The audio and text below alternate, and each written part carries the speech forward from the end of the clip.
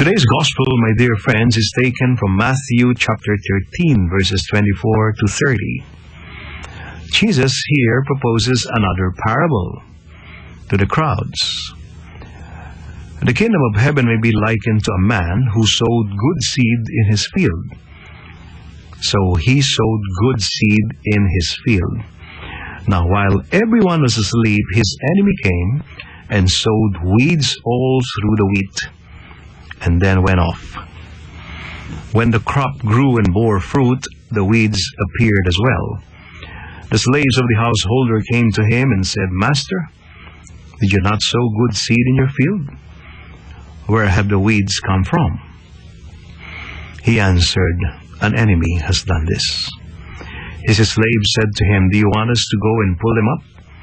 He replied, "No. If you pull up the weeds, you might uproot the wheat along with them. Let them grow together until harvest. Then at harvest time I will say to the harvesters, first collect the weeds and tie them in bundles for burning, but gather the wheat into my barn."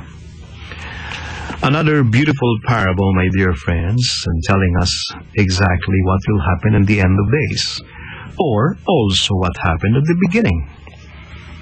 So here it is reflected that man was created good, nobody is evil, and in fact Adam and Eve, they were good, but somehow the enemy came and sowed weeds all through the wheat, and then went off. The job of the devil, the job of the evil one, who is actually so envious to man that he wants to destroy man in order to, throw it to the face of God and saying, "You see, is this the good man and woman that you put here in paradise? They are evil, disobedient like myself." But then, of course, that was the beginning of man's struggle, the dynamics of the thesis and antithesis between good and evil, the perennial battle between the good and the evil in the world. Now, of course, some people would say, why just simply God come out into the open and start punishing all the evil people, and of course the good will remain? Exactly what the slaves were proposing to the boss or to the master. Do you want us to uproot the weeds? But then the master said, "No, let them grow together." Because you see, if you know anything about weeds and seeds or wheat, when they were young, when they're still young, you see, they look very much the same. They look very much the same. Now, when they grow higher, taller, then you would see the wheat bearing fruit. That is a time that you see that the wheat is different entirely from the weed, because the weed has no fruit at all. And so by the fruits you will know them, as Jesus said to his disciples. It is only when they are already tall and grown up that the harvesters would come and segregate the wheat from the seed, or the wheat from the weed.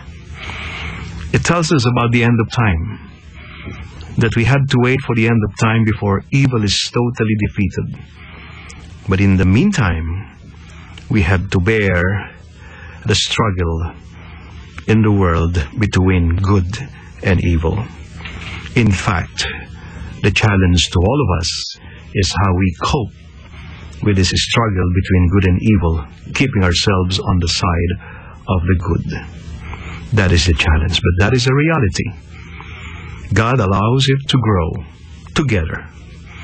God allows it to be in this world together, so that we shall be tested how strong and how persistent and solid are we in our faith in God.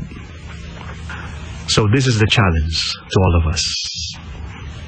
We will always be in the midst of that struggle between good and evil, but we should always keep our heads up, our chin up, always on the side of good, no matter how difficult it is.